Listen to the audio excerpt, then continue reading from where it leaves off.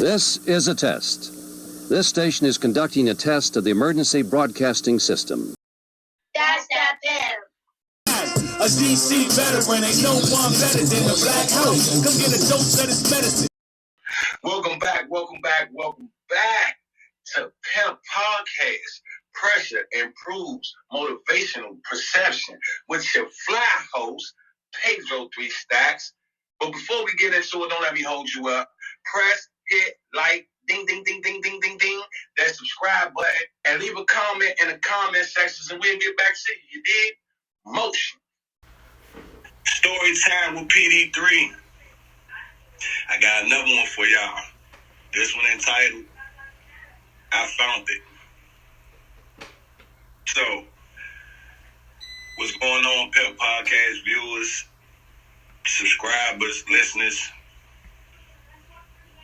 I'm about 9.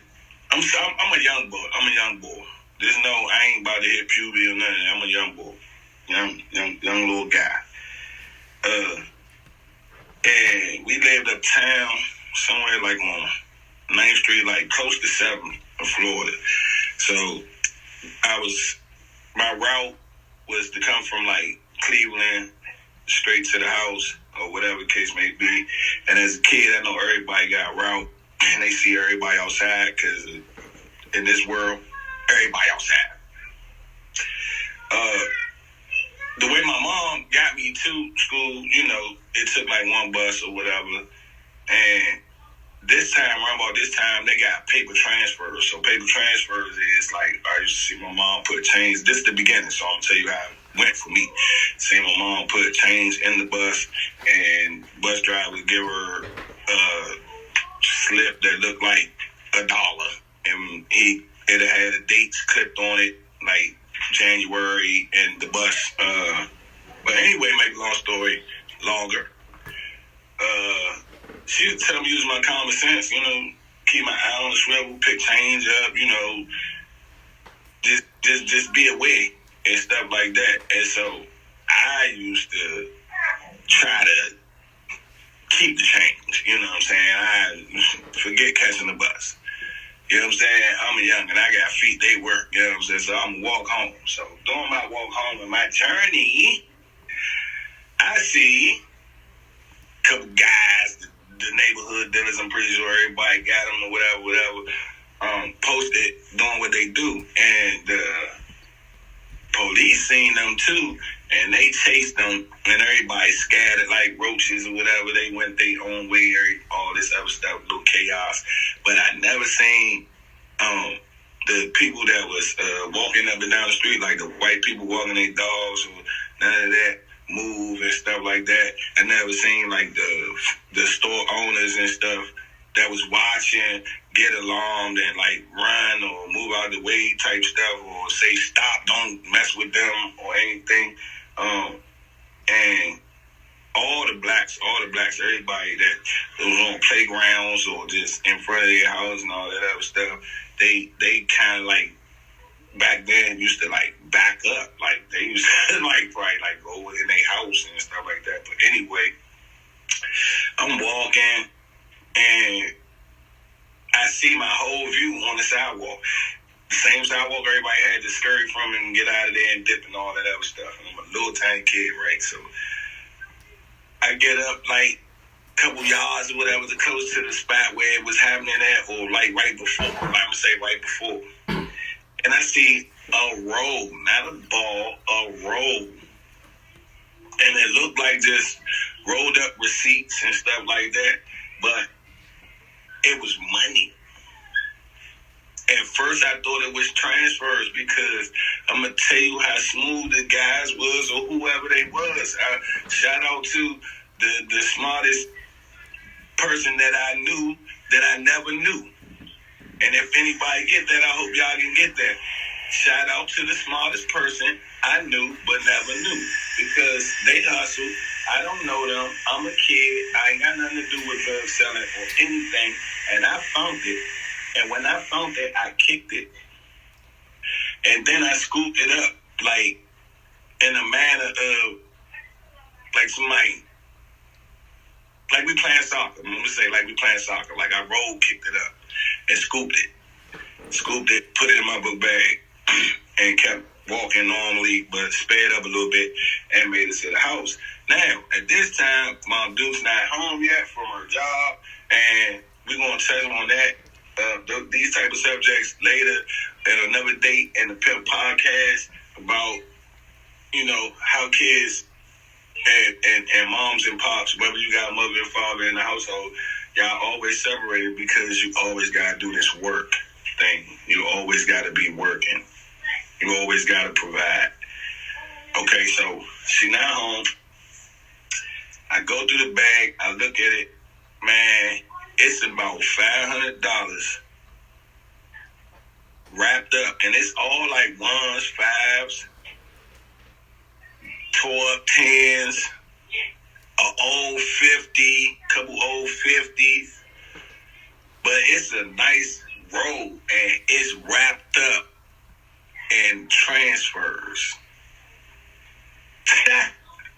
So anybody would have just thought to leave it alone if they'd have thought it was a real roll or a real stack of transfers for the bus. They're like, man, I'm not about to pick that crap up. You know what I'm saying?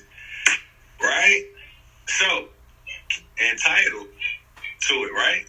Story name is I Found It. So, do I give all this money to my mom? Listeners, I want the truth from y'all. Like, because this is the first time I, actually told a lie without telling a lie to my mom. Right? So, I took out like $275. So basically, I kind of like knew numbers and stuff, and I was kind of good with numbers, and I was always on it. So I took out like $275, put it up somewhere, act like I never knew about it, never seen it ever again. And as soon as my mom came in, I told her I found this amount of money.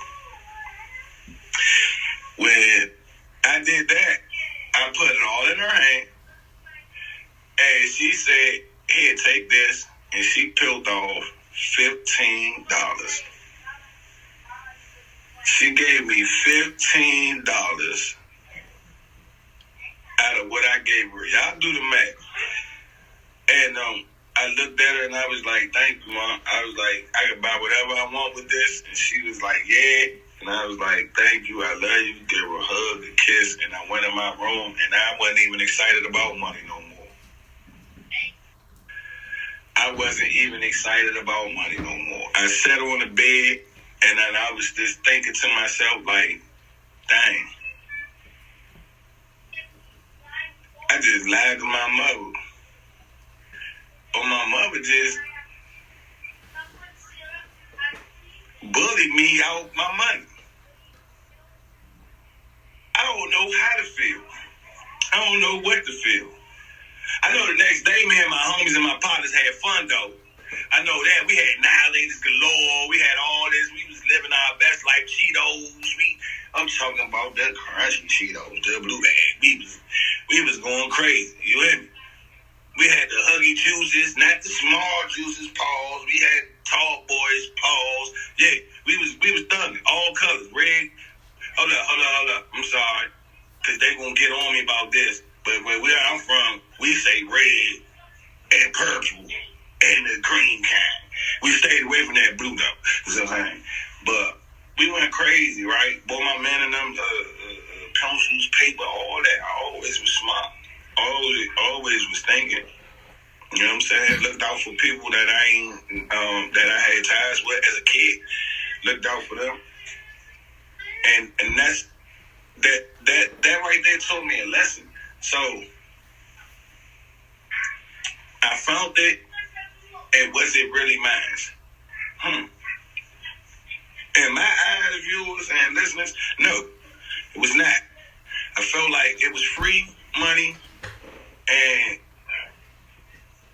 it was sent or presented to be helpful with, and that's what I did with it. Glad I wasn't an older teenager and I was drugged out or something, because I probably would have did something different. I'm glad I was able to help in an earlier time in my life, and I learned a valuable lesson. I learned a real good lesson. You know what I'm saying? And you learn stuff. You learn a lot. So, story time with PD3 went like this, goes like this. Stay cordial, keep your eyes open, head swivel.